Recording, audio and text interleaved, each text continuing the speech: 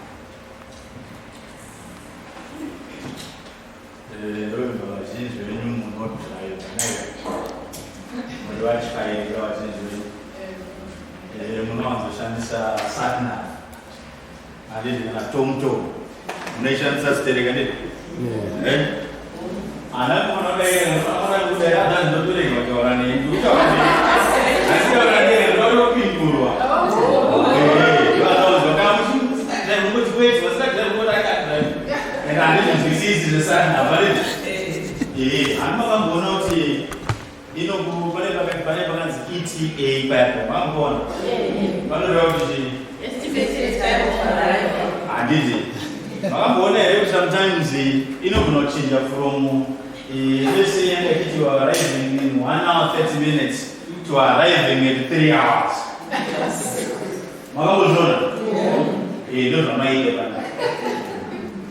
Those are my but we are delayed in how many minutes? 30 minutes delayed.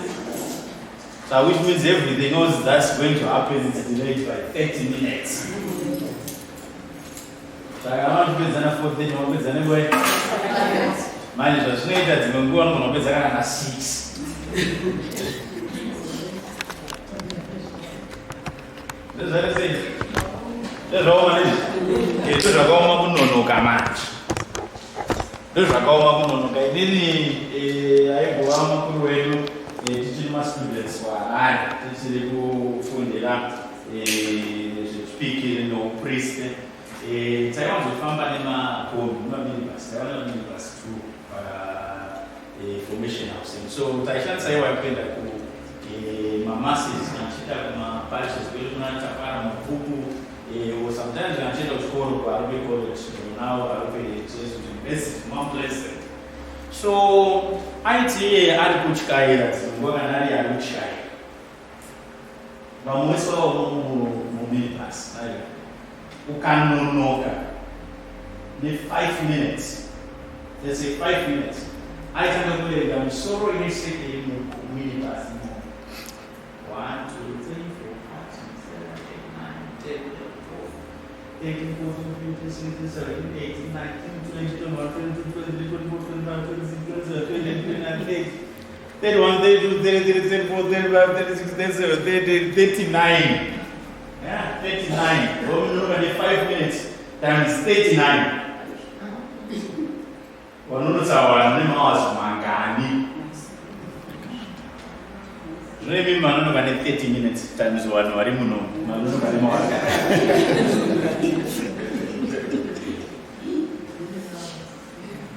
So then Gogo Agnes Zuva Zuva Mariya uyo akapedza kudenga izuva rakakosha kwazvo izuva rinosarudzwa nekirike kuti ticherechedze zvikurusa kwete zvakangoitika kuna Mariya chete, asi zvichazoitikawo kwatiri isu nerimwe remazuva kana Mwari achinge atidaidza tichakwidza kudenga. Ndo zvatinovambarira. Ndinoziva chinoitika ndomusha wedu wezvifaro, ndo basa redu guru kuvavarira denga, kuva zvakaitwa Mwari, kukwidzwa kudenga. Takwidza kudenga hama dzacho, tichakwidza kudenga. Vanokutaura zvinozoita kuti tigone kukwidzwa kudenga, uye zvichatitarisa kuita sei? Kukwidzwa kudenga. Nekuti tose tichakwidza kudenga. Hapana anoti ini handigoni kukwidzwa kudenga. Hama dzadiwa, hanzi panyika pano hapana anobuda ari mudenga. Right? No one is going to leave this world alive. But isusu sevatenderi tinozwisisa kuti tinenge tichitova vapenyu zvakanyanyisisa. Zvinoti nehanhasi ini ndiriziva, asi handikuziva kuti vamwe vari pano vari kuiziva we. Saka ndibvumidze kubvunza kuti timi hanhasi kuti chii.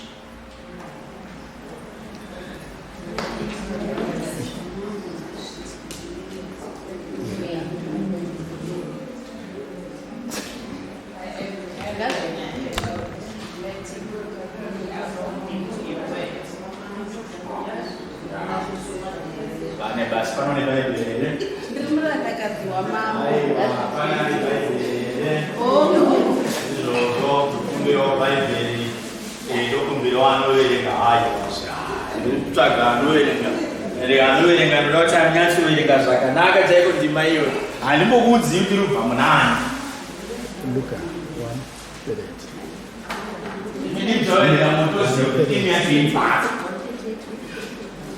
The church through Vatican Council, in it are called for what they call active participation of the faithful. That's what the church is called, active participation of the faithful. What does active participation of the faithful means? Exactly, Tito, I tell you, that you go to be issues. Timothy, I find you by kids. Sikona teka mnani kizikapa zato kunapita isuke. Tabu tada kama nzile tunaizi wane ni sanga nzile tunaizi wane maripa chake. As the active participation of the next, parazitive ni kwa mwane na hapo wega. Zino kwetwangano. Ili kama ni gani? Jeshina kwa zuka wa shomba za zuka wa mbongo. Zuka wa mane zote toka. Majizu wale wana mayo zao watajizu kazi ai. Atisi kutazamizwa ndokumbira morero. Mariya akati, onai ndiri murandakadzi waTenzi. Maibatira nekumagumbo manje. Maibatira nekumagumbo manje ni marero. Ainombeka muti. Arutaura nani? Arutaura nani? Arutaura ega. Nangereka kuri. Saka wangirika bozwati chipa mairega iko.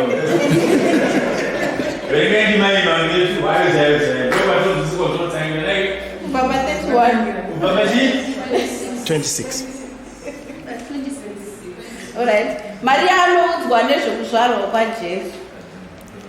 Nomwedzi wechitanhatu, Mwari akatuma mutumwa Gabriel kuguta reGarirea rinonzi Nazareti, kumhandara yakanga ichiongororwa nomurume ainzi Josefu, wemba yaDhavhidhi.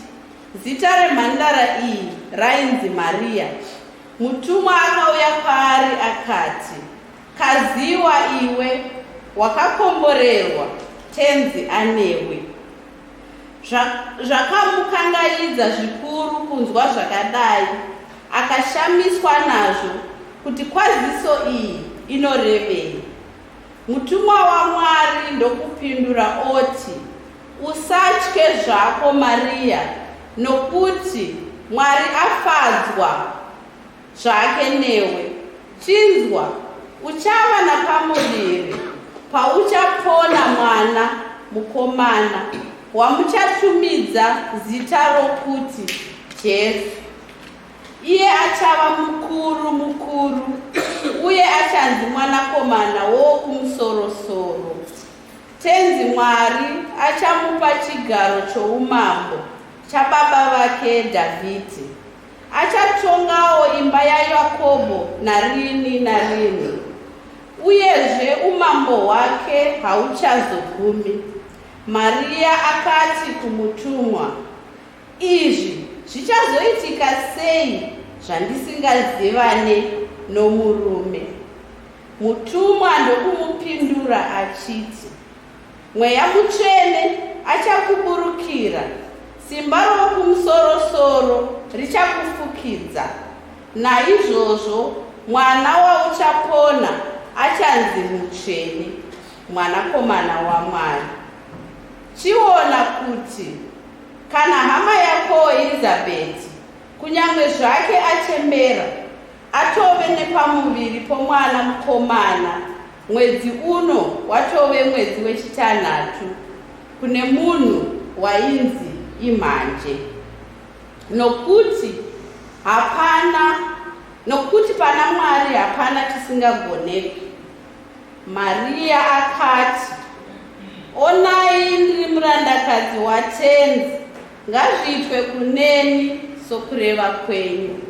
Mutumwa ndokubva omusiya oenda hake. Apa ndopaperera ndima yedu.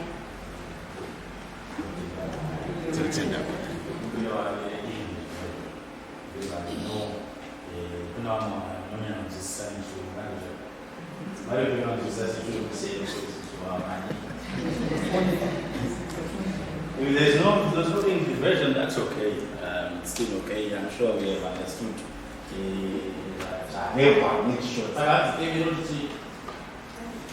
Mariya kazopinda nditi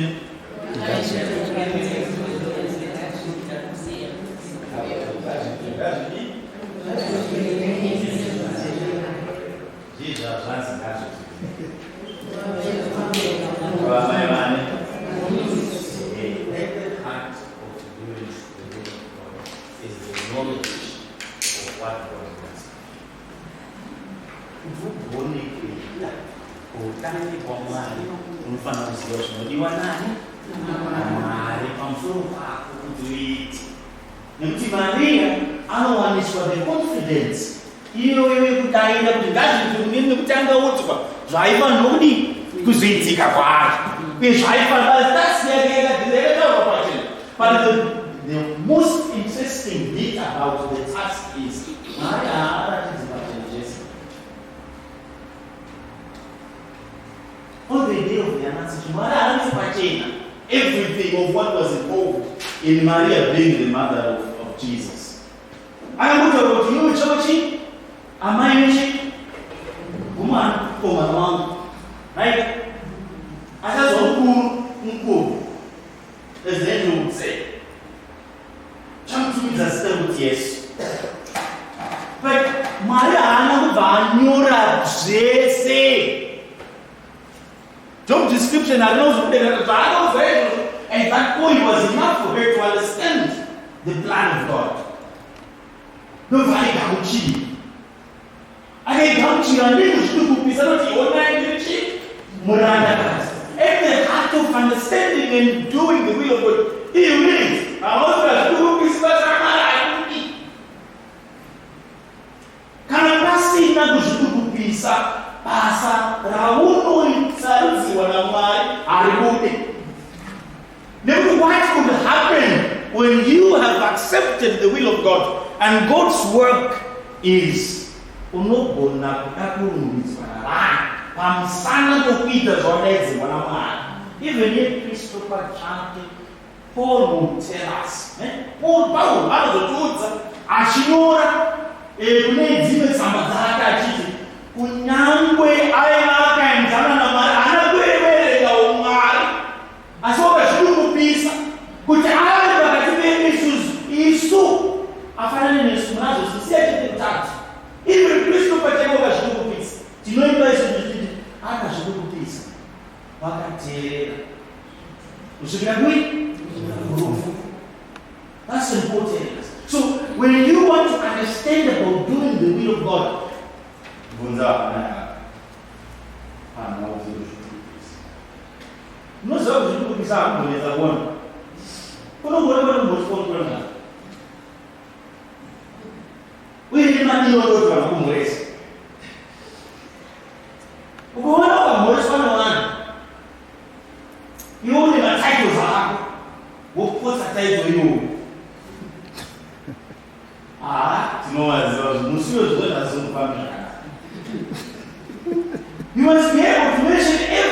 kutaita. Kudasiri zetu zvedu. Maita shumba, maita gwara, maita kuda. Vakafa zuva repaura. So if those things are not mentioned, I must go over. That means I. So in the height of doing the will of God, as many did, is humility. When I do it, that's what that's what your name says. That's what Musa Syria. That's what your name says. No matter what. Because Usachke Hako Mariya Tenzi Anero. Usachke Hako Mariya Tenzi Anero. And we must understand that. Ukaona uchikakuita, do not mind. Pray hard. Because there is nothing to fear. There is nothing to fear. Kana Mwari amebasa, hapachina kucha. You know, titazosubone. Kai mwana mwana akundua anofuna sisi atakuzosubone. Mtu wao tata not what God has given you, but wao tata shikana shaka wale. Kana hiyo wakamshiki. Imagine Paul Frank ila kwa kama go bed pana. Para kuja wao Jona John Paul the second. Pana wakati kwenda upende. You won't be able to do the job. You won't. With fear, you will not fulfill the will of God in yourself. It will not happen. Because I fear I need to get out of yourself and meet even citizens. But you will be persecuted, guys. You will be persecuted. They will persecute me. They will persecute you. At the heart of doing the will of God and fulfilling the will of God in our lives, we should go beyond fear. No fun, no kana chitaura zvekurohwa nehana handisi kurova kurohwa nehana yekuvhunduka kana chinava kurohwa hana dzedu dzinofanirwa kurova in the sense of conscience. Hatinoda kuti kurohwa nehana hatinoti hana nekubika manhanga ekutya vanhu the one thing that we need is your conscience must be clear when you lead the people of God. But what is important now, dear friends, is like Paul would say, handitsali muteni pamusana kugona kwako asi pechitendero changu nayesu kristu tinopa chitendero chedu chechikatoliki. The most beautiful faith I will take right being Catholic, born and bred and died, is we have been given the means to holiness. And what is that? Sacraments. Sacraments would confer grace.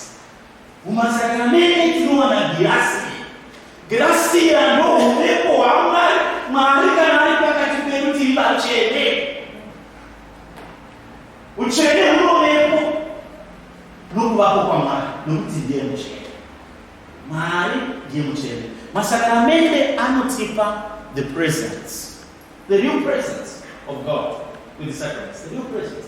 So in the real presence, so to be able to lead the people of God, we must ask for holiness. We must ask for holiness. We must desire holiness.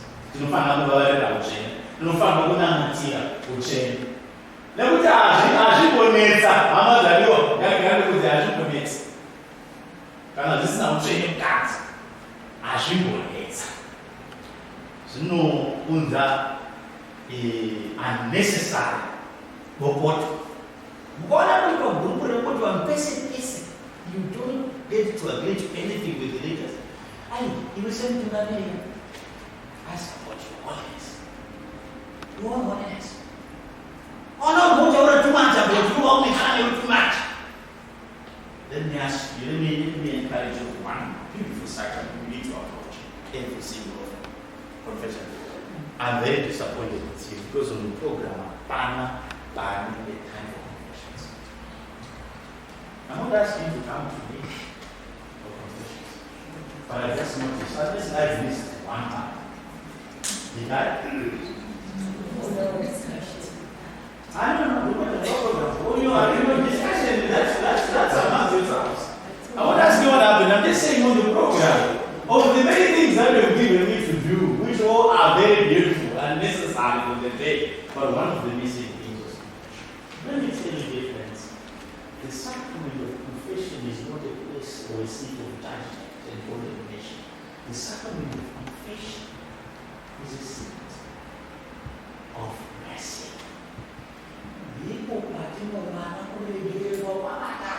And we actually hear by our own ears through the mouth of the priest, God saying to you, your sins are forgiven. Go in peace. And when we are without sin, we are full of grace. Because we are without sin. Mary was conceived without sin. She's full of grace. When all our sins are forgiven us, we are full of grace. Dear friends, the call and invitation to holiness. I remember Mariya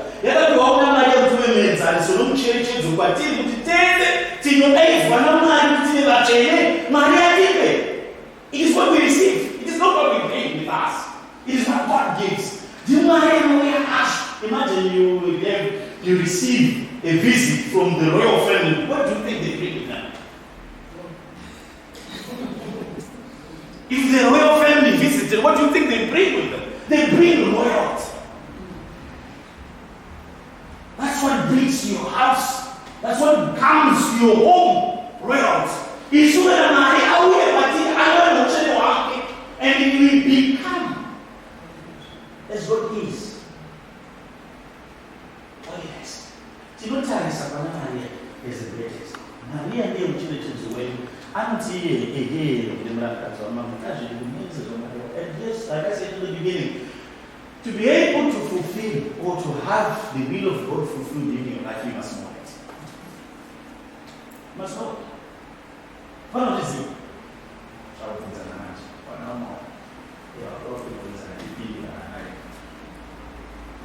All I that is are you fulfilling the will of God in your life? Is the will of God being fulfilled in your life? Yeah? Yes. About no, about yes. Now, all I can see is this corner, any other nuns in there. Today, I want to assume, I'm going to assume with exception, right? With exception. But I'm going to which means Munera and Munera to know. I'm not going to Zero Nigamana Christianity. Count Amunago here and Zero Nigonani. So I'm not going to money. You might already imagine to one. But yes, in your own way, in your own right. And another people, she was not about that. We must, like me, look after them as many would have. Look after Jesus. So, now imagine, Mariya, our Silva, our nice Christ. But I was on Torah, I'm about to talk. And then, Jerusalem, from Nazareth. What about Zuva? As something they want to realize late to today's last city. What do? They go back. When they go to the Bahamas, they like Jews. Why did they have to go back to Jerusalem? Why did they have to go back to Jerusalem?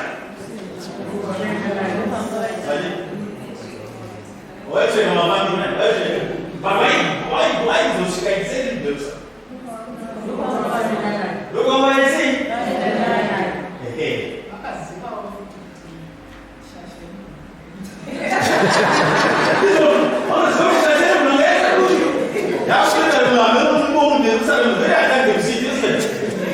This was what changed. What it means, as parents, you must know. But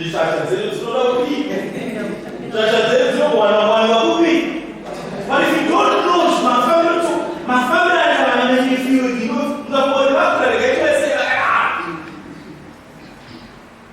then you would have resigned in doing the will of God. kule. Wana walipanga tukule walipanga like. Wana watukule walipanga. Atora ni mwana wake. Anamjua mgeni akitembea nasi. Uda kuelekea.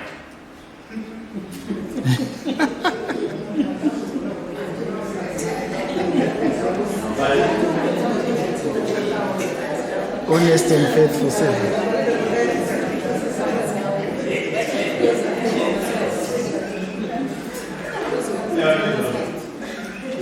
No, because in the first place, you will never put them in this glass.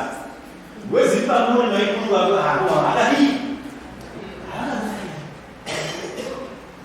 I'm fine. What's the time they so on the shoulder? Take she for the shoulder. Sakema ngadi. Hapo jini. Dima kama nini? Mara pia. Dima kama the invitation is not open. The possibility of ministering as people would have. People. Sio na maji tunasema kama morande. Madhani shughuli. Kuna madhani. Kuna madhani. Wanawake wanani? Wanawake kapi wabasa. Nikakaa katika maseko magari sema wana blame God. For things don't worry. Mali boy mandali kwa mama. Mara mtu dega uba. Logi mandali kwa. Mari ebuni mari hapo aanze leo kutoa maneno ya Yesu. Ndio maneno Yesu Kristo. Kwa baada ya ufanzo basi sasa tunaona ushauri. Hii hapo sasa. Ushauri. Nani kumaliza? Ushauri. Kama pesa mtemo tao, tunakatiba zaidi sisi kwa nini? Ushauri. Ndio sasa hivi hobby ile mmoja.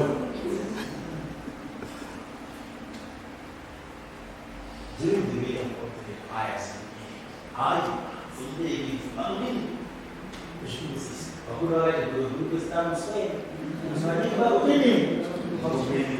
we want to build within ourselves a great bond of unity and relationship. What made the great family, the holy family of yeZuva, Mariya and Josefa, the holy family was because there was the presence of God in their midst. We don't go in search of perfect families. I did one. When it is in the I think it was one. I mean, one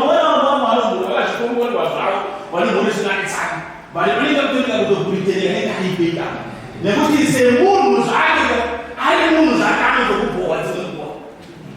And of you, so go and wait. It's human nature. This beauty that God has created, this image and likeness, it's complex than we want to assume it is. How can we go out for a step jacket?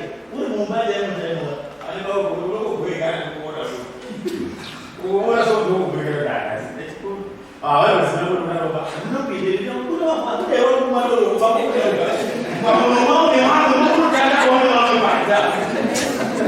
Nobody was space, you were going out with the soon will be around. As this growth, I can't pay banana to you just want a little freedom to yourself. You know who go to the highway, they go down there with who grow up. Can I go to what's the that's happening? I'm supposed to say that's how will start because that's family. That is family, but at the heart of this family, what makes it the right family is the holiness, the presence of God. Whoever man, those who are those are sounds, those are kind of na Maria, akajana, upendo wake wao si perfect. Right from the beginning, she's found with child. Usually someone was born there. Usually was in the country. And then they used to find the Muhammad Chinalani. The road that they go in flight to where? To Egypt. But you must see a bit to get Nazareth. Even if you about it, look at the way which you didn't do it. Look at the city.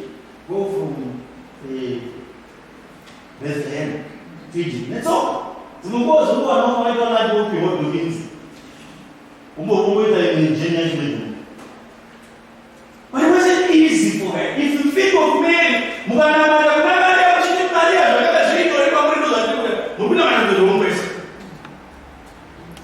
when we pray for intercession for Mary, we must pray for what? Humility. To say we should be busy. She could have that every right to brag and cry about the title. The mother of what? But she does not do that. She humbles herself. No, that's how I get it. We talk about woman and who's going to do some touch. What can I speak? What can I speak? Kuno rasa buat kita kuda woman kuno batana ni mushukis. Kuno tanga muzia of Mariya Dube. We ask ourselves, you have to ask when Mariya Dube. And how do we know of what God wants of us? The scriptures. The scriptures. The word of God. We must pray the scriptures different. We must. Not we should. We must. It is what we must do. This is what we find it. This is not right. Not only the son and slave and child. As in Jerome, ignorance of scripture is ignorance of who? Of Christ. Cannot that zipi shutaura mari mushoko rake noera auchazomuzivine zvamari enda uchazomuzivine zvanda paupenyu hwako. How do you come follow me? Where does it say that? Kanzuma anachiditiri. Ameno vanoziya vakambodzwa chimwe. Yesu wakadana vadzidzi vokutanga chitini.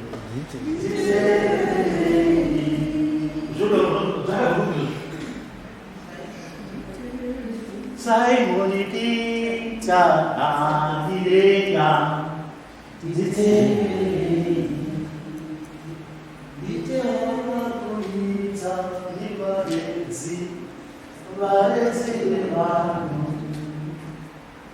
Casper Mukabva. Do you know that? Translations. It's not what the people preach to you. It's fluent there. You know what's amangura. But we are not bringing anything new to you. We are only reading.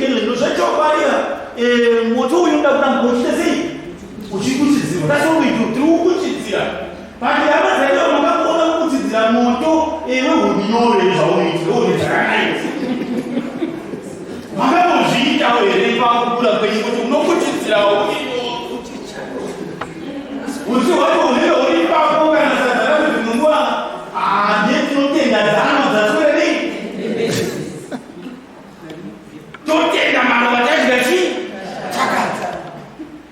sometimes these are our hearts. I don't know what you know. As we use many methods. You don't know what is that? You don't know what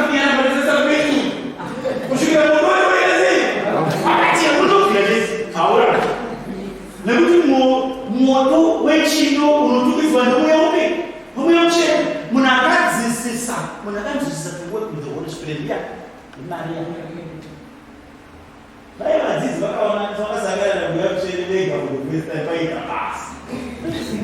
But because Mary was in the midst, she had had the experience of the Holy Spirit and how to receive the Holy Spirit.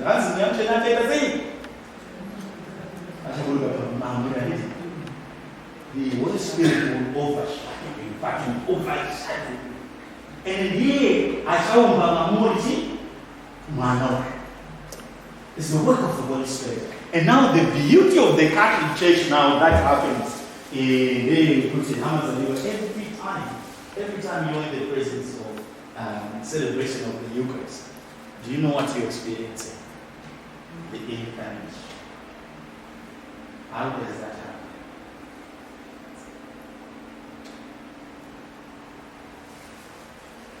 chokwadi Mwari Baba Sunday was to my own as an answer such a good days.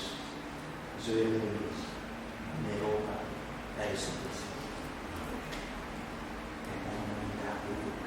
How whatever one and the other, it's the same experience that happened in the sending forth of the Holy Spirit. Mumimba Mama Kichunga Mwanakomana wa Mwari Yesu Kristo. And anozungumzwa na Mariya Yedenga. Lusakachimba zetu. Yakakombolewa mimba yakatagura mama wetu Yesu. Yakakombolewa mimba ya Mariya yakatagura mambo. Hey, now what we see in Mary is what we imitate. Zvatinogamuchira Kristo paEucharist yaSunday. Takombolewa Yesu tagamuchirani matakamuchirana. Panopererepi manje? That's where the problem is. That delay problems. Vanogumira manje. Kunozogumira mambo manje when now notice the difference. Mariya vanofamburi. The moment she gets things, what happens? One, Elizabeth is filled with Holy Spirit. Holy Spirit, Mariya, Holy Spirit, second, Nana, Munimba, Elizabeth, just by the greeting in the presence, Yamani. Now, when you have received the Eucharist, you don't want to go to the Eucharist. Yes,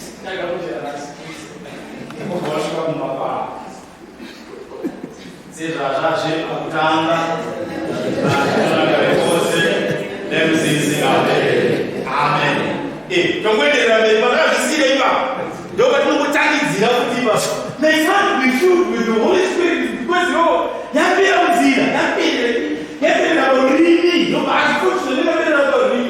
as the Holy Spirit.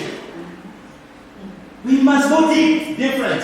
We have within us the richness that must be desired and emptied by the world. But what do? We empty the world. We are emptying the world. Those are people they say, "I'm sure this is not tag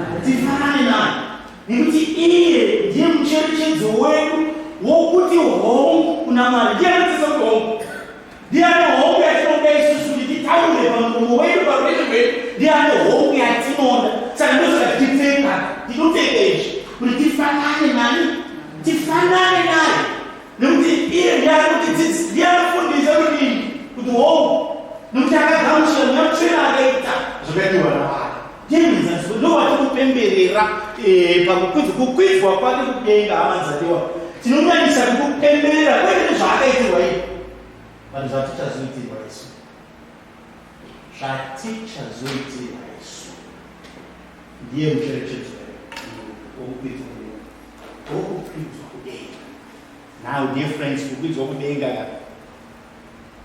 mass. And we are just a about that, I'm not going to that. But I'm almost at me. So, not to know, let's say, money, but now we hanzi mwe musifa tanga kuparidza saizvo zvizvi ari busy kuparidza saka aida kuemphasize point yake yokukwira yekufa achida kuemphasize point yake yerufu yedeath saka ndobva ati kuvanhu vanga vagere muchechi zvikanzi mutendere wose weparadhaisi achafa ndati mutendere wose weparadhaisi achafa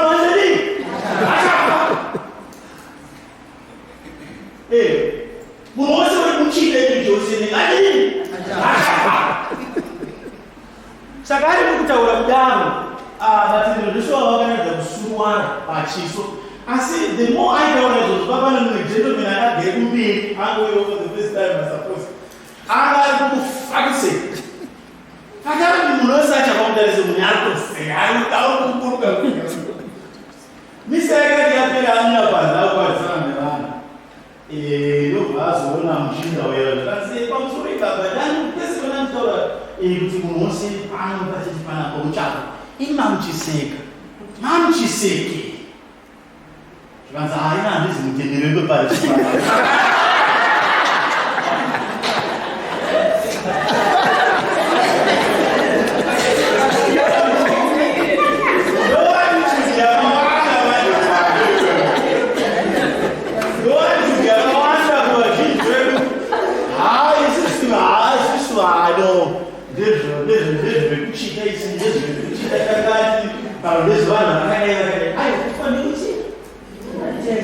But we must have the hope of rising in glory. We must have the hope of the resurrection. What is it's fulfilled? Because what are we in product? She not in hands, but in a pan. She not call out. Our body and souls is saved. That's all. Rutadzo ruchamira pamberi pedu nokukwidza kwedu kudenga. Rutadzo ruchamira pamberi pedu nokukwidza kwedu kudenga. Asi kutaura kwamaita Mwari akatipa zvese zvinotigonesa kuti tive tisina rutadzo. Masakamende ake anotibvisa isu rutadzo. Nokutiwanisa rugare namagirasi aizodei aakapa kuna Mwari. Ndozvatipa isusu chirimo nditarisiro chokuti isusu kuizodei. Ndiso ndinogara chete isusu anoziviwa. It's a lovely thing, of course, kuzoita yekumisa yomufu zvinhu zvakanaka tinenge hairamunomuya. That's one good thing for the Chakaraka Church. Means I have no. All intentions different. Most of them I have to explain to them, but I can't say this mass publicly. Nobody will sometimes I think I very public. I'm going to come on. In order to avoid scandal, I won't say the mass public. But listen to me. But I don't stop down. As long as you stop down, you will be that. But I don't miss it. Nobody was so priest. Manami will I had this boy. Having a person almost like that. I don't know if she can money, but I'm not going to Manami, I had this boy. Which boy? If I wouldn't be the business, I'm not going to all night to me about it. Nobody may change your way to send Abras, my ego, to send Abras, my ego. I don't know how to zigzag and I never knew that in the church. They already moving out, happy in the church.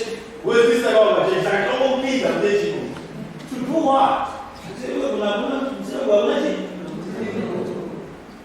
While we still here, we must actively participate in this mystery. We must want to do it. We must ask for the Chibudas. Now, what am I doing to fulfill the will of God? Open up. It starts at work. Musina baixo, mas não musina não quer baixo.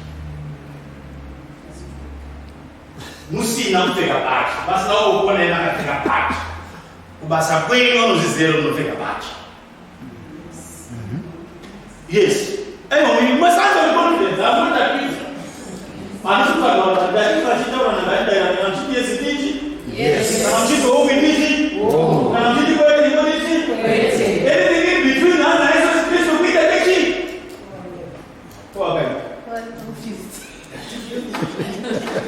We must. That's what we must do. People must know we have to punish punishing comes apart. I don't know.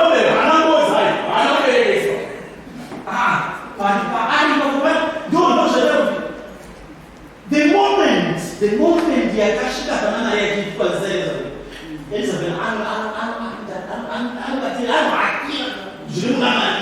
this is what we must try to do. Others are way else. The number two, when God was making the plan known to men, I don't tell them the experience. I don't know what to food. What's there? But you see, I'm not talking about my dad. A senior. I have put it this way. We will mark it. What does Bufunda Sumo mean? I was going to get it. I got to go get it. With a pile of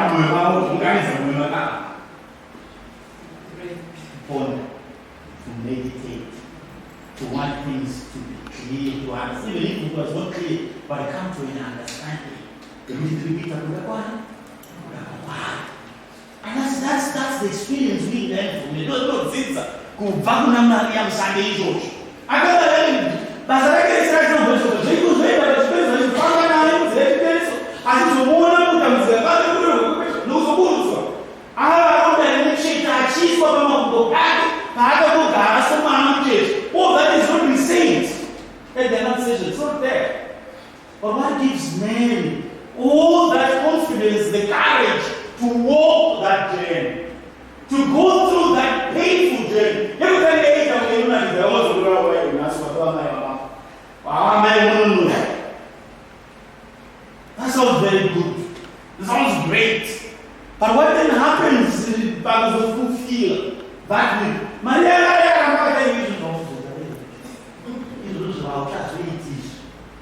I'll be that time in the dark with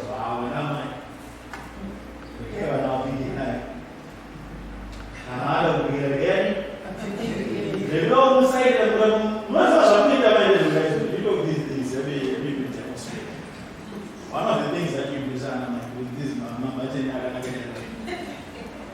look at one point that direction to which you want your kids for.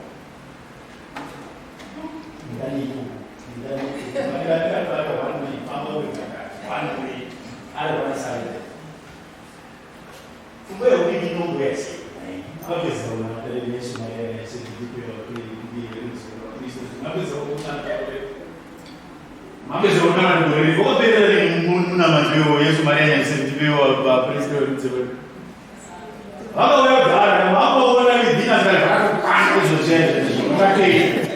we must pray for our children. Musaida sawa tunzio lanzo aika Yesu Maria did na save dinyo priest we to ask for mama.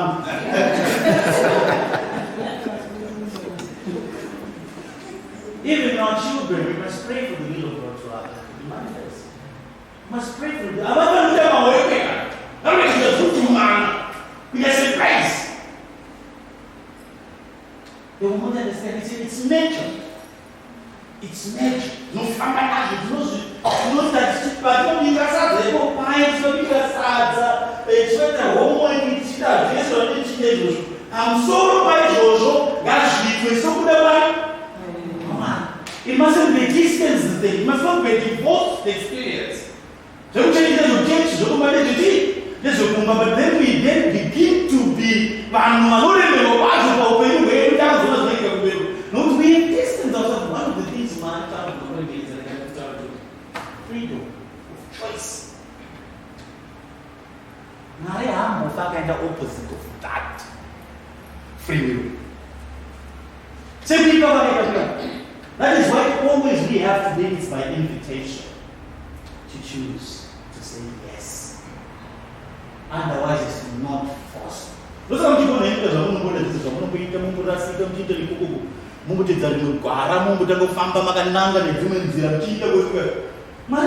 Jesus yake kuti anobvumidza. But iye haaregi kuramba akazarura maoko ake. Because when we listen to the story of the prodigal son, it's not being told of the father of the prodigal son, it's being told of the father of our Lord Jesus Christ. Mwari wedu ndiye akaona zvake panyaya yemwana muparadzi. Saka baba anogara akaringa chii? Akataka kuona mumwe ndiani? Ndibana mwana asamboona basi busy musoma akafunga kuti akakufamba zvinoita zvavangu mwana ndinege akutori busy kudaro mwana anogadzira kudhara independence indini yake kudhara aidzira yatokokari. This is the God, this day Mariya Musande wakaziya kuti wakatevera tarisei dzake dzakadzama kwazvo kudarika nyanza. Makabona mazuva fulani akaona vaita tour inoona Titanic yakafika. They were overwhelmed by the depth of the sea. Even with the best technology, the most expensive, what's the matter? 250 something thousand. But they were overwhelmed by the depth of the sea. This is how we are overwhelmed by the mercy of God. Don't should like I told you about and this is the God that many say yes. The name what not to hear is Mariya what not have a mind. Mariya what not have a means. So that's the way before. But we must understand what nzira yakafambwa naMariya inzira yechipianiso.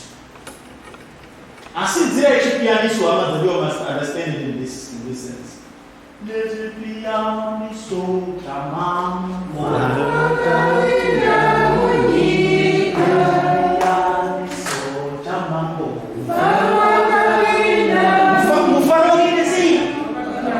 the cross was not only carried for the sake of the pain. The cross was carried. Could you want them far away?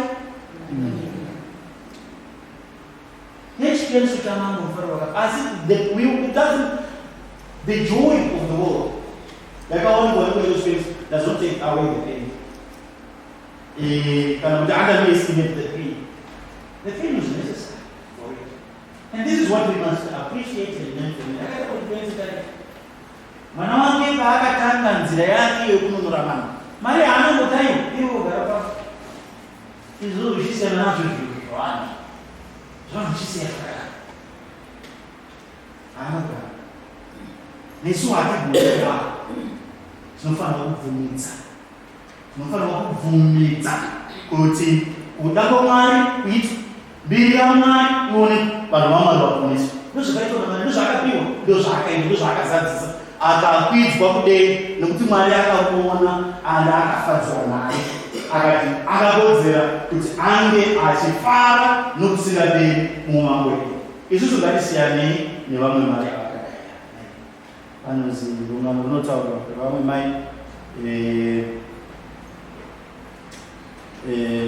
angane mwana wake mumwe chete mukomana. Mai uyu ane firi augara kwake. Akari munhu uya wokuti vanhu havanyanyi kuda kwakwa padhuze naye. Vanotova padhuze naye pamusana pekuti vanoona zviri pari zvaanomdziyo zvaanovaitira. Ndiyanidakawa patuchigara, ndiyanawapatusaruti, ndiyanawapasipo, anawapoti hembe chichi, ndo vanogara ipapo. Asi vazhinji ane firi dzisingaiti. Vanhu vazhinji vangasingati kutogara padhuze naye. Zvino mwana wake mukomana mumwe chete akazobudirirawo pakufunda kwake, akawa munhu womukurumbira, and he was a philanthropist. Aibatsira zvakanaka. Zvino mai vake vanonzi vakafa. Zvino vanzi vafa. Vasvika pakutongowo kwavo zvitangoitwa munhu wese wese. Asi ngatiwo Incarnation chinoti Mwari anokutongera zvinoenderana nezviito zvako. Izvozvo hapana chinhu Mwari anokutongera zvinoenderana nemabasa edu nezviito zvedu zvinosvika atonozvikadzai kuti mai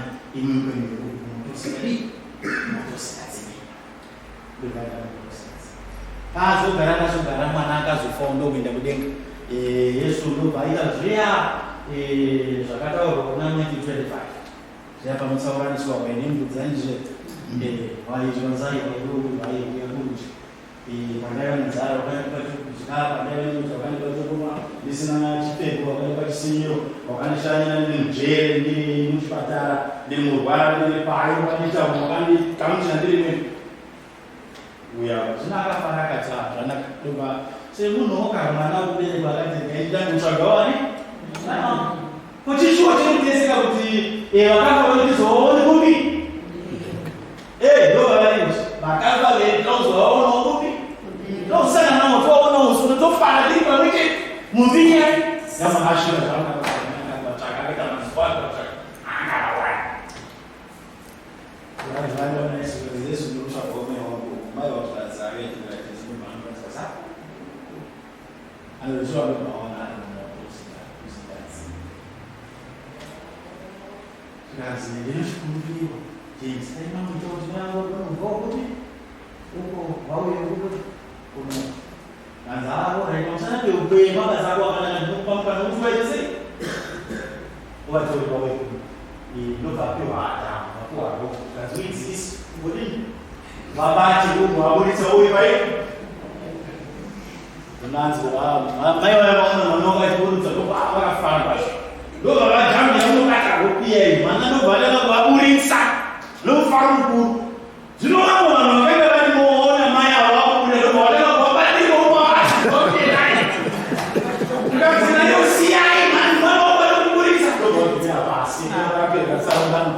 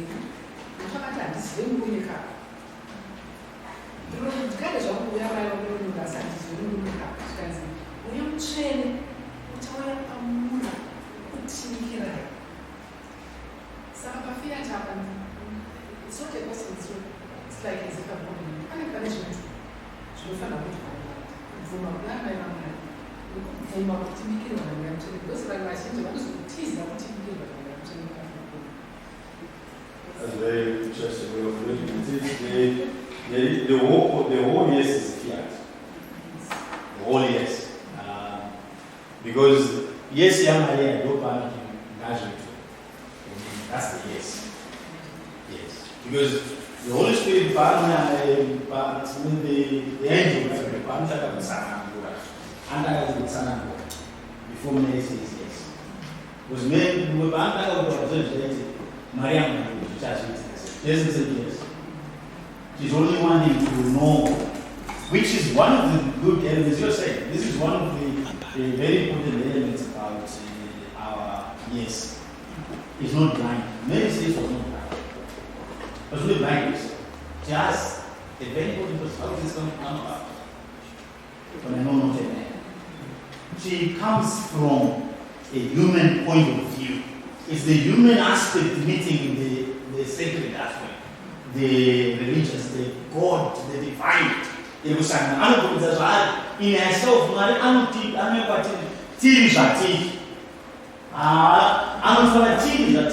and that's what Mary expresses. So that's the whole point about the fiat. Even in heaven, the church does not divide the yes. The yes, but I don't see that you could name so that's the yes.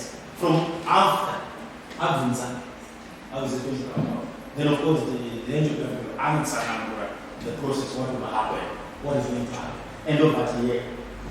So the name, that's the yes, from the two conversations.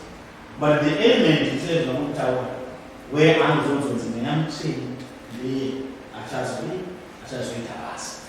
it's the work of the Holy Spirit.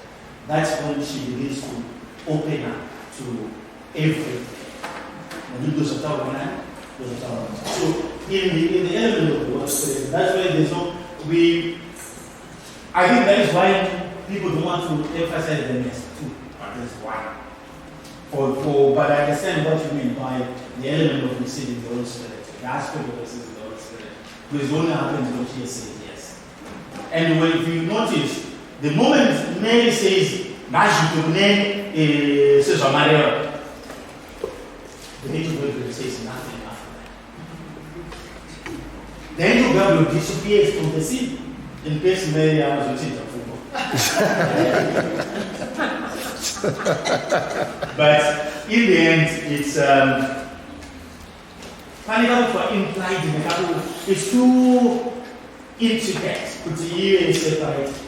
So when he begins to say the plan, and the plan sounds very beautiful, but in an element, it has to do with pharmacy. But then she does those particular issues about doing the will of God. We must know. And Mary helps us to buy. She asks, "Those pharmacy," and the angel explains.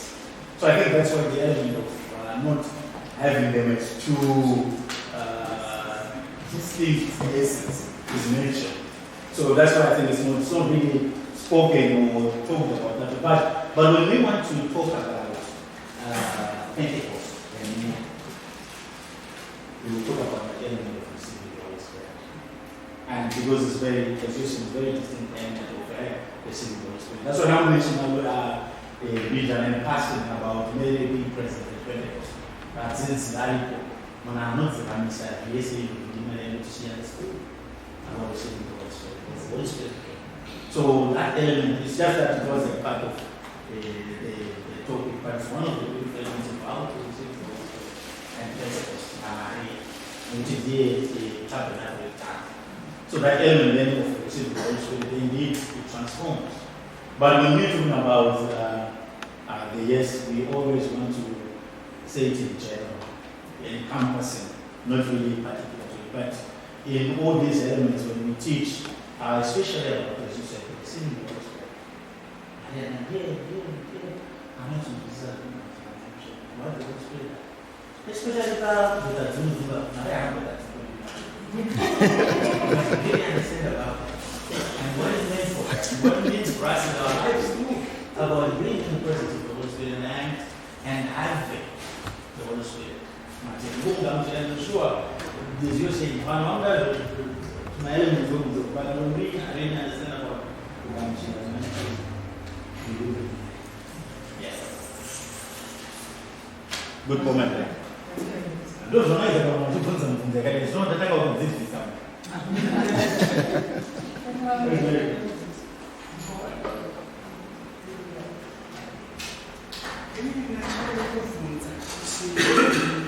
Vana solutions kwamaita kuti vana mataura navo maita uri kwataura ende vachikura vanenge vari so interested kupinda nenzeve vanotoziva kuti nguva dzakwana vanotopiyeuchidza then vozosvika a certain age kuti vanova kuti it's boring and then obva vangodisappear like ukatorekepedinobva vangodisappear.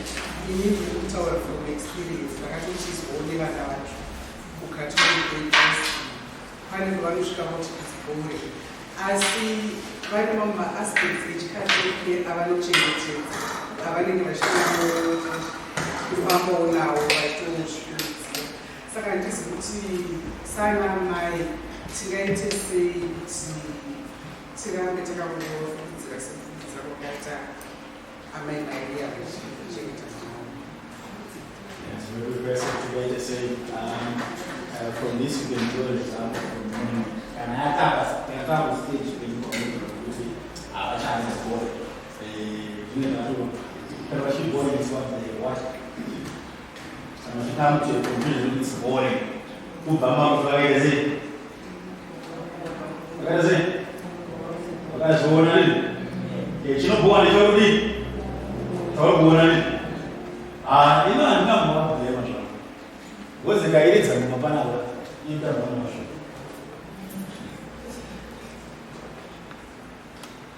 Even an example, I'm with Angelus.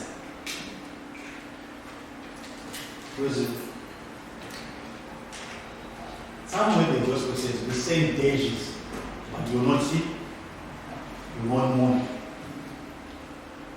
I'm going to win my way. I am going to do this.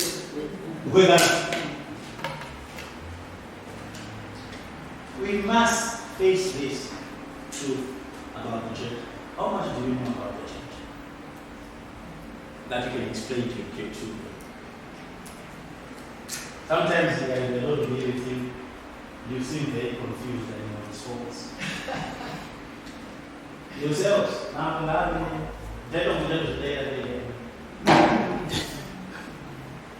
because it's like I said, it's active, but it's a response. You must be engaged yourselves. Then you bring your kids to this participation, you yourself are not participating. You are forcing you, they won't participate. One thing about the faith is what you're handing over to them. That's what you've done. When you bring them to baptism, you will give them what you believe in. You know, in yourself, you're not confident. You won't give it because it comes as part of it. Your faith, your confidence, and everything comes as part of it. Is you're handing on to them.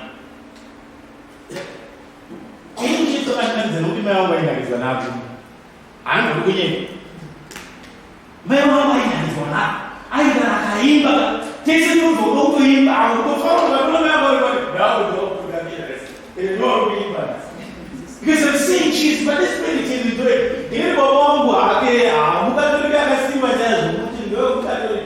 But I don't know why you're not seeing what's like. I don't see the order coming from the I must go and but my mother compensated for it by going to church and making sure she knows, she's confident about what she lives in the world. That's what people don't know about the moms in the world.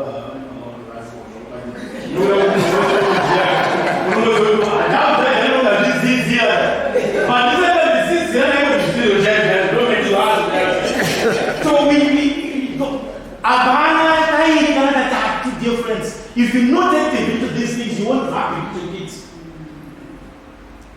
Because what happens is Mariya and some individuals, but he gives us responsibilities of sharing faith. We share faith. We share. You don't we share faith. But it's the imagine that but it's busy. Because we can't sure. I don't know all they see is the priest who is preaching whatever that's happening. Everyone else is just looking at the priest. Do you know where best performers are? Come on, theaters. Don't look at them. We want to have to entertain. Don't happen like that. So they will find what entertain, but that's not what we're here for. It's a kupila. Toyo. Togana. Don't just see. Don't make just the bad. I don't know.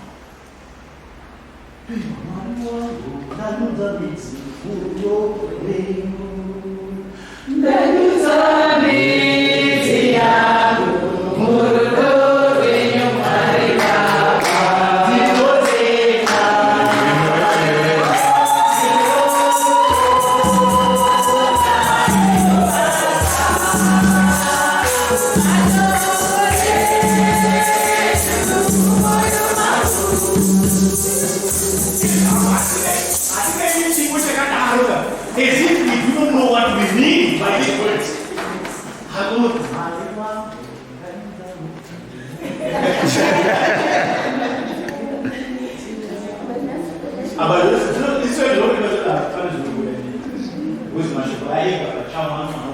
Because singing is breaking of one. Yes, singing is breaking.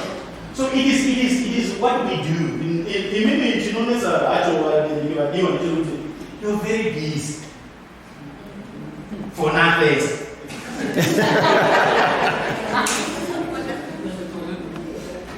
Because genetic about pain is what is not. We love both to each other. Life. That's the matter of the map when the follow the correct. You follow the okay. You did Bogdan. When I'm you take an interest. You make sure these things are done. What do you know? You know there's a way. What's that? Who there's a way? What's the guy? Do what shy. The one show and put it in when you don't say it's woman. Wherever this do a nice girl, I tell a cheetah woman how it's done. I have to be the she don't go. You know what I not good. 2 minutes or 2 These are the experiences that we take with the faith we must live. That will be worship. That will be worship. Even when you pray sometimes, you don't go to about people stuff and I'll wait away. You know, you share, you give. You know,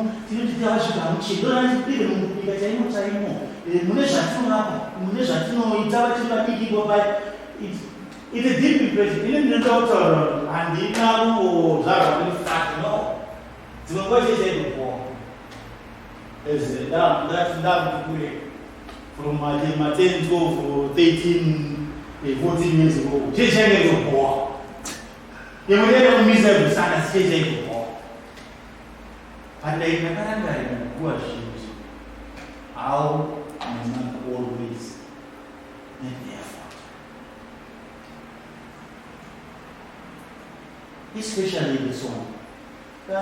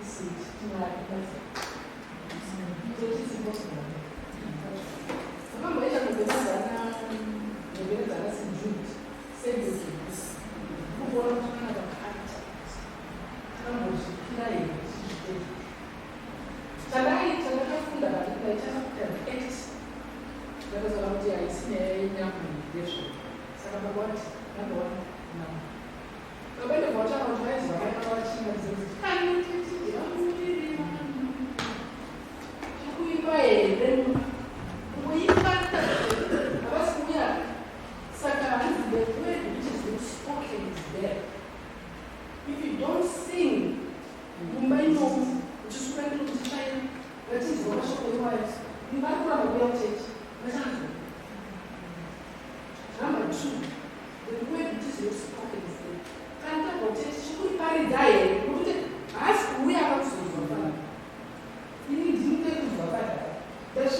I'm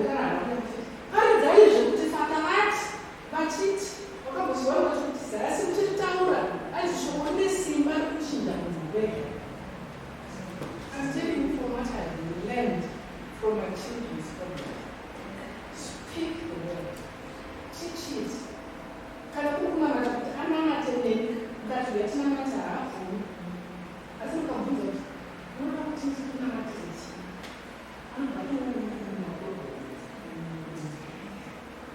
Samba, ndokuba takuti se. Kudzidza tunachiki twachinokomba pani answer dzese that. Let's put it into practical in the house. Let's pray for them, but let's see this. Tipotaurwa zvando zvitorwa nabaiti ndozvaita mai venanditi vaisa kuti nemunzu vaingoimba vachiona mata avo dzimbo dzavakunda vachidza ngoma zvikave munyama mavo zvikafadza vanhu ngatizviite izvo vanhu hapana anomudziitira zvakatoka nokuti kusuwa kufunda zvechimuslim vari kufunda zvechihindu ndo zvakaita kana mukatoliki ndozvavanofunda zvezvo kuti trinity vanotwa agri navo klasi nevamuslim kuti trinity mwari nochitakuita vamwari vatakasei mukasanga kuba kuti zvitsinga kuti zvoka kufundei araiyawo matamarasi imi mukaravaoga vati vamati trinitate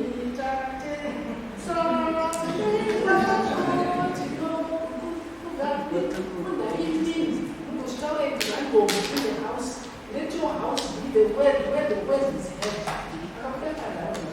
We have many questions. Who will answer those questions if you don't answer? We will go on to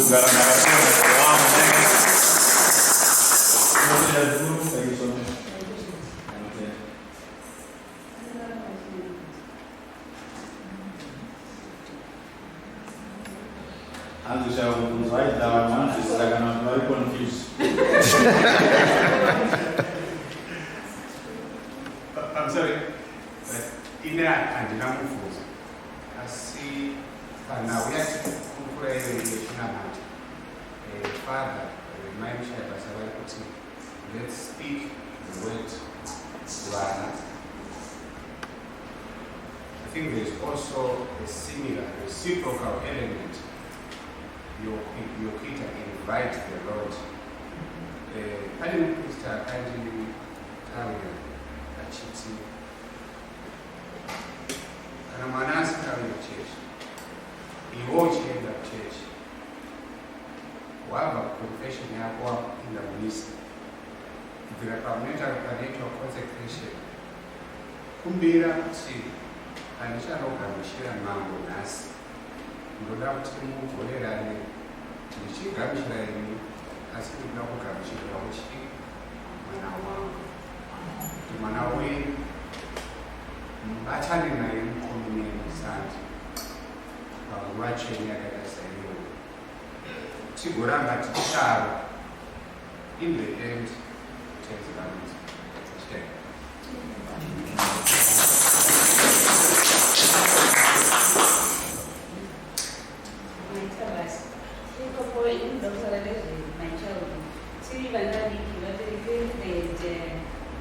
a way to encourage us.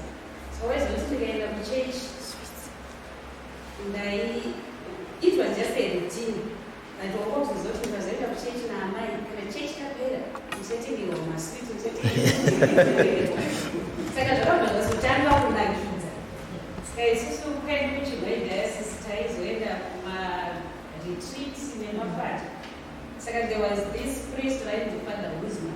And German, and he had a very hoarse voice. Saka chishona chava waichinzwa. Bataenda batanoisirwa statue yaMai Mariya saka the prayer taenda tunofunda ipapo toita.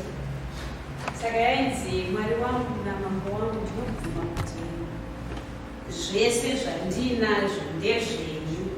But because of his hoarse voice, tatisinganzwi zvakaita tazodzokera kuno.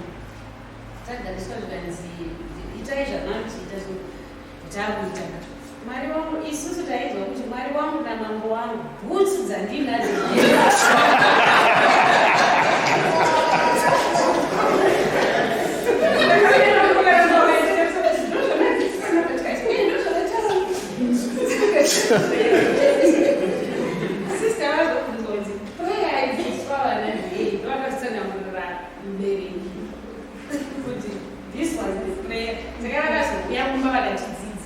tichiramba tichienda kuchechi kuti tinodzidzira munamadzo yekusvikira maubati nokuti sidaita zvekuverenga.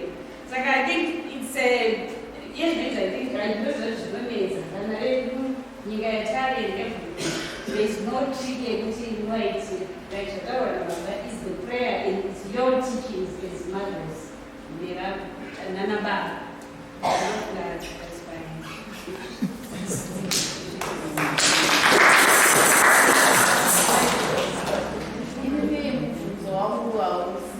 Hamuna kunyanya kunanga nawo nezvamatitauri, asi ndezvekuda kuti mutijekesere pamwe tisazoudza vana zvisirizvo tichive confident tichifunga kuti tiriziva zvatinotaura.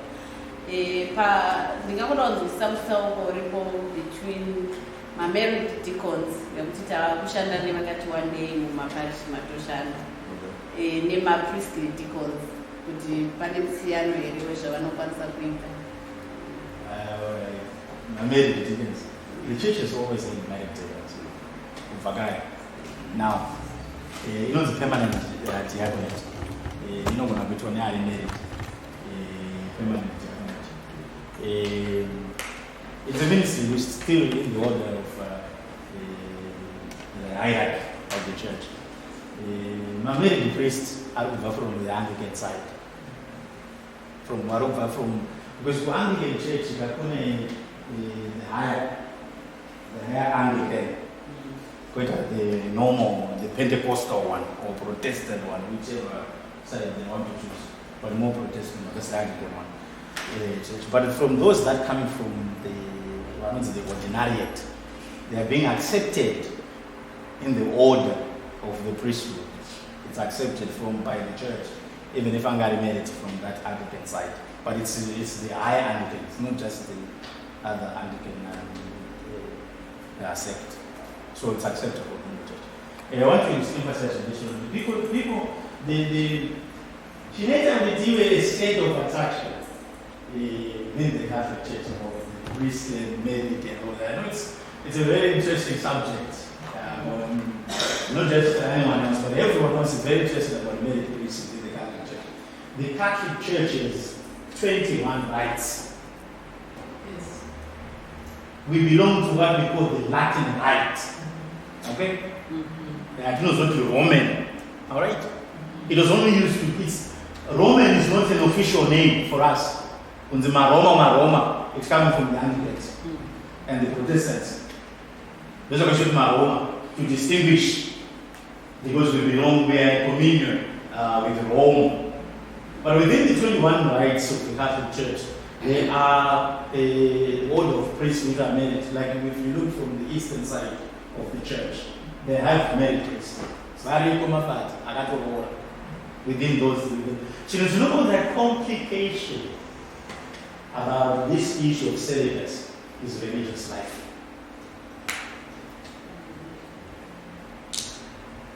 Religious life brings in that complication. So it became an attraction. It became something for people who don't have.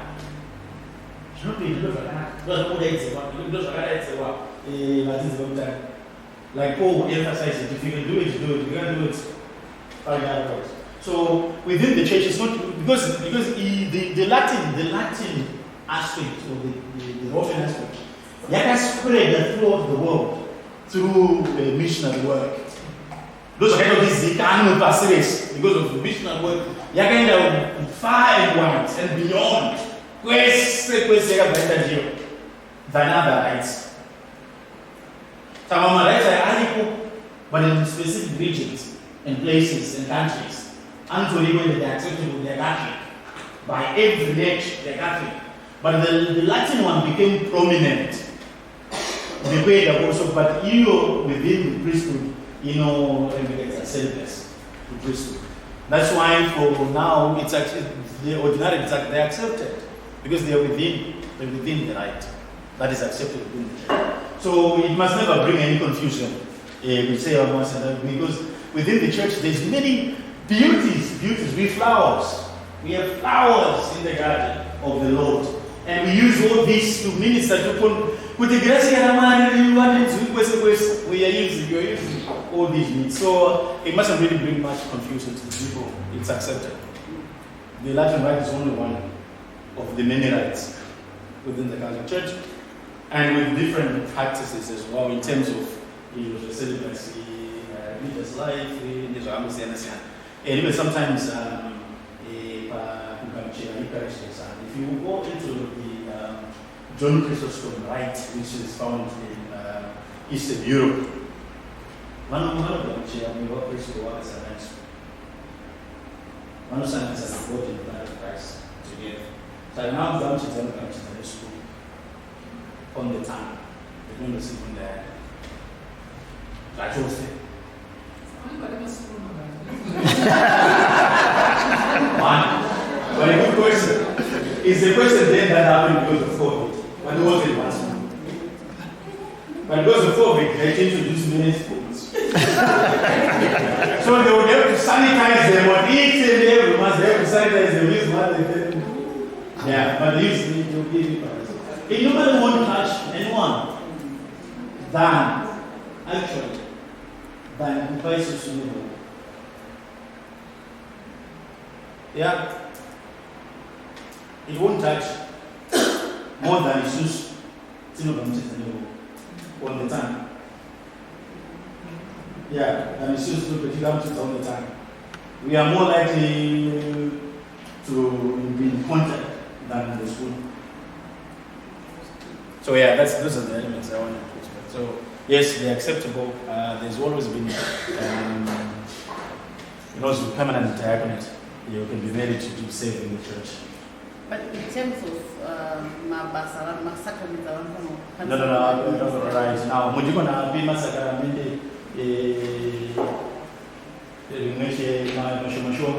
let me explain. I have to meet anointing of the sick. Okay? I have to meet anointing of the sick.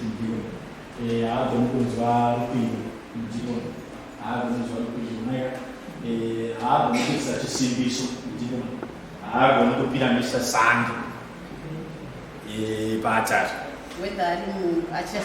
Whether I am priesting on very permanent. I don't know Eucharistic service. I need Eucharistic service. I don't know how to read it. I speak to no practice of joy. I know about baptism. I know it's baptism. Never parties at Damaragana. It was a long time.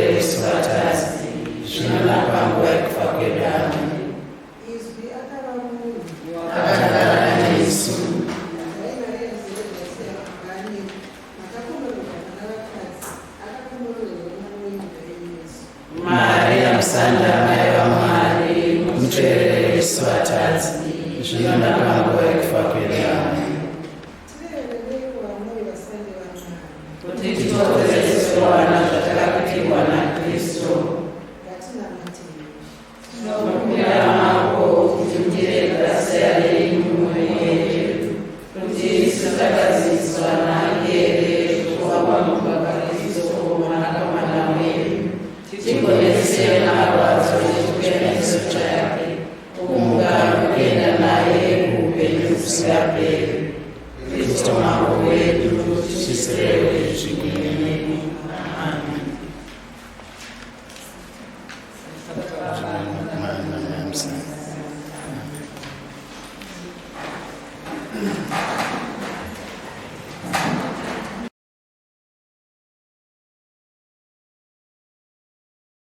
Mwana kanga akasiya kakomborerwa nevabereki vake nekuti akagarawo zvakanaka ipapo. Pa38 vanoti Mai Mariya Musandi vakashanyirwa naangerega. Ndobva angonzi mukadzi waMariya wakomborerwa, Mwari wakuitira tsitsi, uchazoende pamiri, wobereka mwana mukomana ugomutumidza kuti Jesu. Zvinoitika sei? Inandizive Mulungu, asi tinonzwa nekutaura kwakudhara tichiri kumbodzidziswa zvinenge zvainzi kumusha kwedu chinoti kuzvarira kana kuberekera zvo zvekuti mwana anofanira angonongedzerwa kuti murume wake ndiye achimudiki. Zvinove ndizvo zvataifundiswa nazvo kuti toraisa izvozvo kuti Mariya mwananga akanzi achazororwa naJosefa, asi Mariya Musandi wacho achiri mwana mudiki zvake asati atombogara naJosefa ayo. Asi Josefa anga ari murume akanaka aisenzawo panzvimbo dzokunamatira idzodzo. Akateedzera zvikuda kumirira zera romusikana uyu. Hamene kuti kurora kwacho kaibiswa tunhu kana wongodiya don't know. Asi dhomatisi wacho aita zveshuwa anga asati agara naJosefa kutaura chokwadi. Nokutevera zvamekudzeri zvinoitika sei ini singazivi Mulungu. I38 kutogumira ipapo. Saka Angelus yakaenderera mberi ichitaura Mai Mariya kuti you found a favor.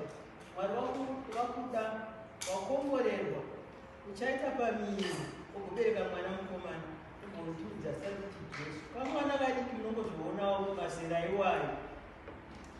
Hamene chakamufungisa kuti ndofunga aimbopota achaenda kuna atete vake kufunga kwangu ndakuenda kuna Elizabeth. Ndiani kanotaura naye? Kana wanzwa zvimwe zvinhu zvawasiri kunzwisisa, usatanga wakoruda, usatanga wasorokodza, usatanga wamhanya kuna Gogo Soko. Funga mumwe munhu wani. Hamene kana vakazinge vatutu zvavo. Ndogona kutosiya nebva yako chaiwo, funga mumwe munhu. Zvikuru veukama vanonyatsokuziva ndozvakaita mwana uyu.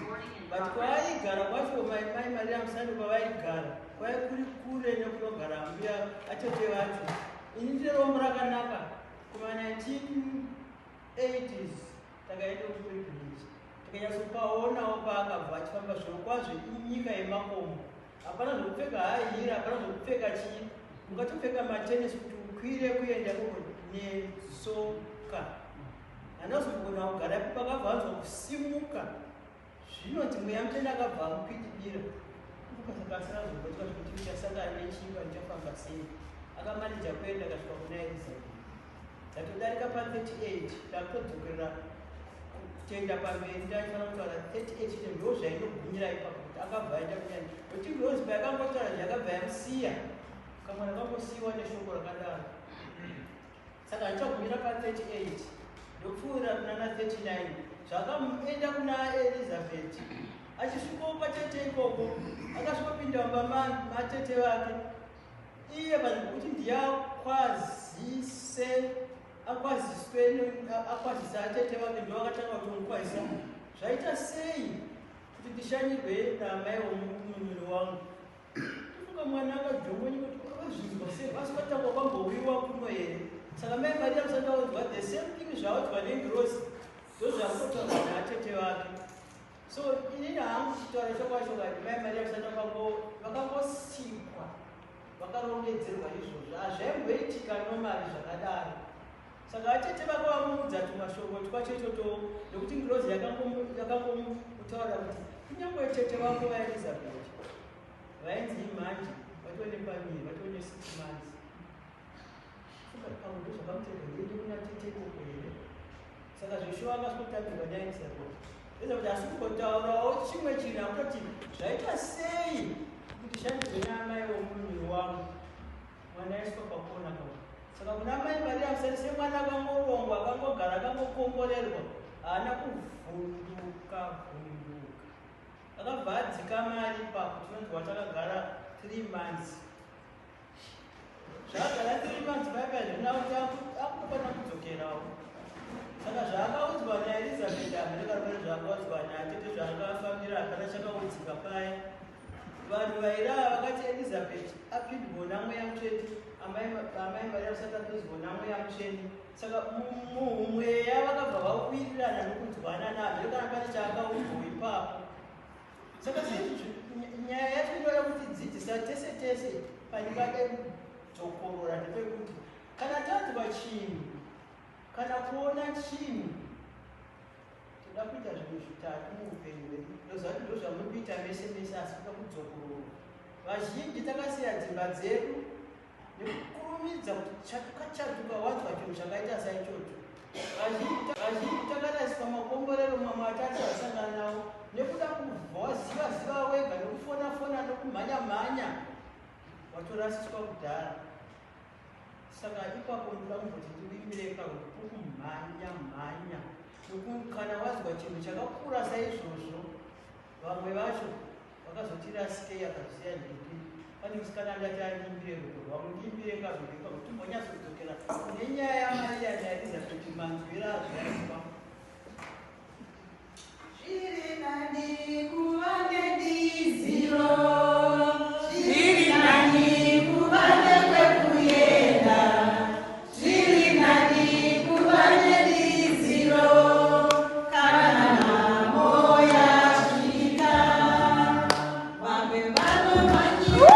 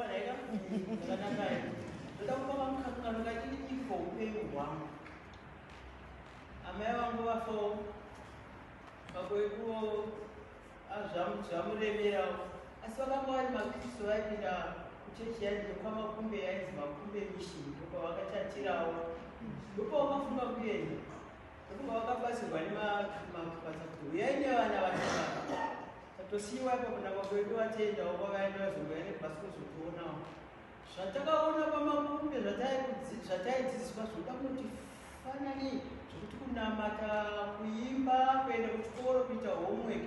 Ndakanyanyisa kuda chaizvo chaizvo kuimba nekuti paiva nemasista evanhu vatema ainzi maLCB runemba yavavo. Masista evarungu ainzi maDominican varibva kuJeremani imba yavavo. Saka ndobasa ndokunotsvaira ndokuimwe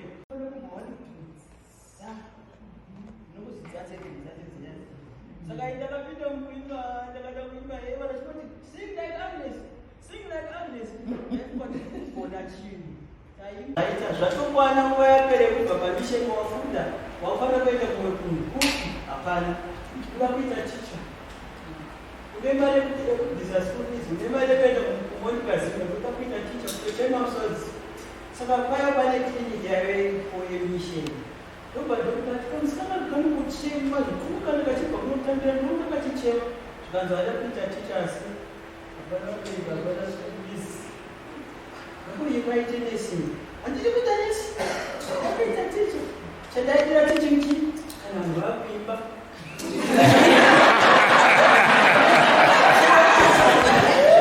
kunofundiswa metsi kunofundiswa menogeography ndozvaizvoko handozvaimbozvepisana because mamisters ayauya nevana vane maticha onesani ndikanyadzisa ndiyavo totivo kwamasembura vanyasadhawo ukwamusana vanyasadhawo and so on.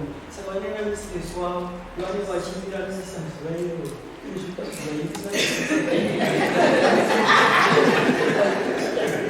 kanzi nadokta ivavo, tell yourself that you are not a teacher. Tell yourself that you are not a teacher. Don't cry. I say, tell yourself that you are not a teacher. Yokuti hausikuzva zvakuita, unoda kubatsirwa, wada kutomhanya zvouticha zvozodai kusvikira rini? Zvinenge sai zvapinda, poshuwa ndokubva nditora. Saka ndakazoenda pasini pacho I have to tell myself that I'm a yes now. Asi hazvina kunyanya kuipa hazvo but pakati kuomerei. Zvaivo zvokungosungidzirwa. Hatizongoita nenesini yacho there's nothing they are telling me to do. Zvakazopinda paya. Wapedza nesini yacho wakuenda kuti hakuna kutaura. Wende masista ngati kana boyfriend wako. Vanakomana vaipota vatumira kuzoipiramisa dzemadzimai andakudzi aika kuti madzimai achiti vatenderi vaya vanobva kungu vachiya kuzoimba. Kana waya kuzozobvamisa ipapo nezvidzidzo zvavo vaizota vanovaimbira. Saka vakomana vaivana nomuprista aigara old Angelus. Muprista aiuya nevakomana ivavo vachizoimba vangosista vanosita dzina vavati pane musikana pano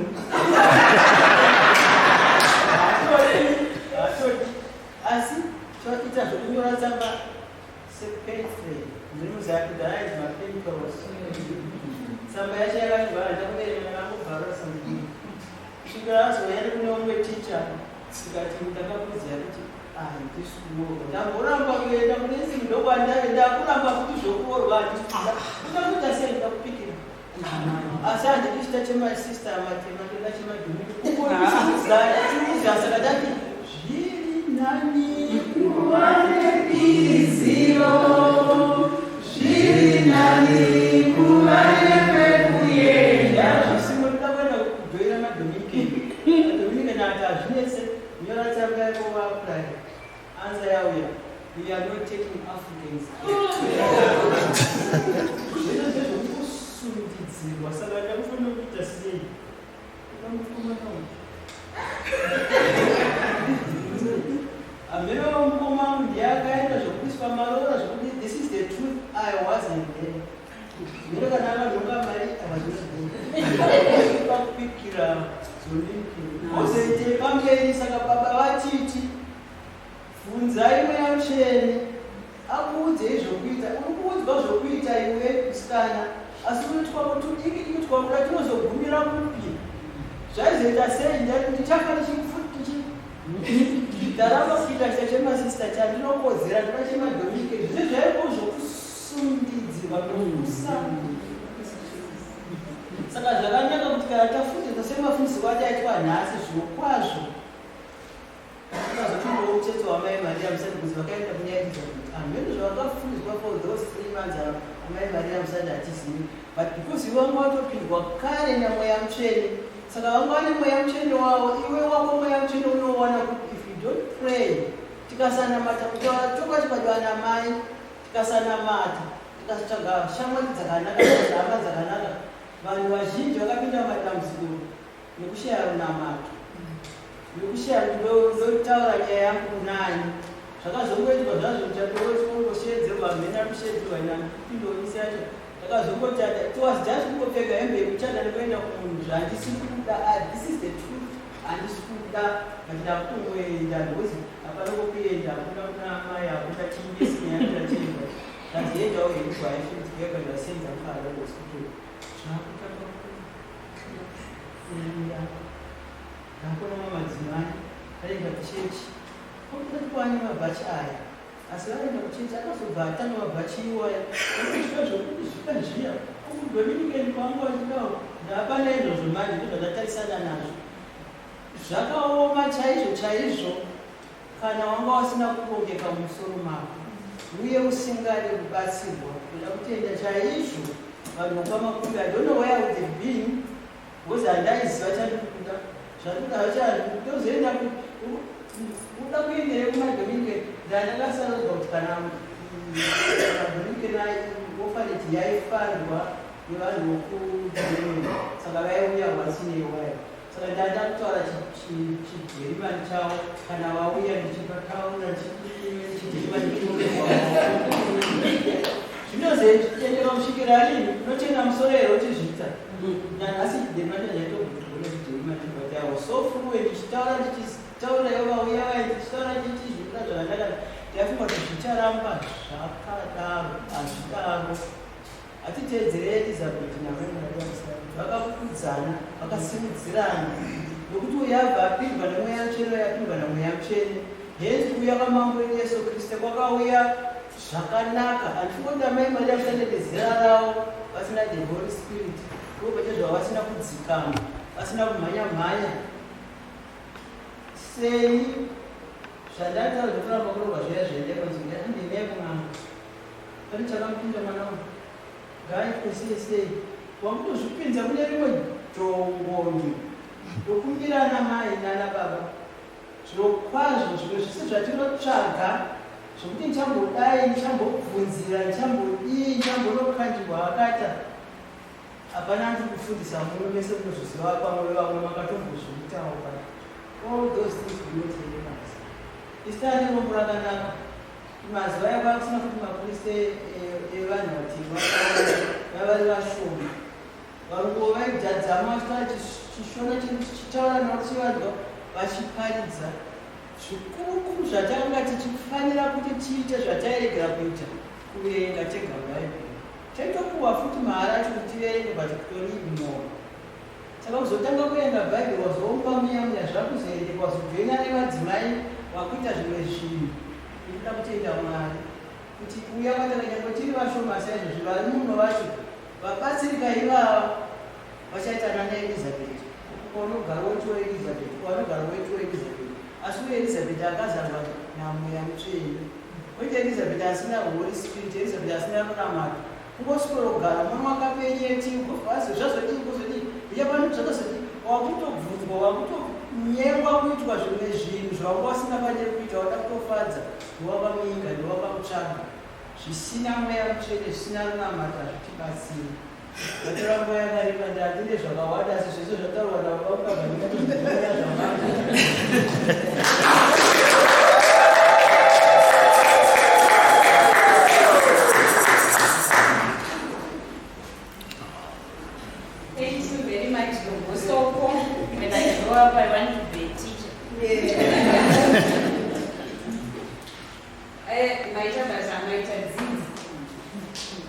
handizivi kuti dai mai Mariya vakanga vari vemvura iyoyi neSnapchat neFacebook neTelegram nezvii everything kana kuti dai ndakanga ndiri inini ndati nhasi charana yemunhu akaindiona paSnapchat the incoming mother of God.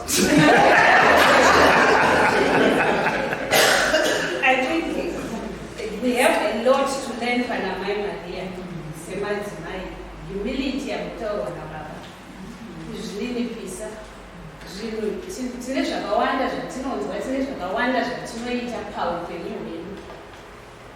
Gogo Soko said find your Elizabeth. Who is your Elizabeth? Takamboipiwa tokuyeyo sometime long back vachayeuka. Who is your Elizabeth? Waunoudza waunozoti tikataura namai pamurai nyika yese inopera yazvinhu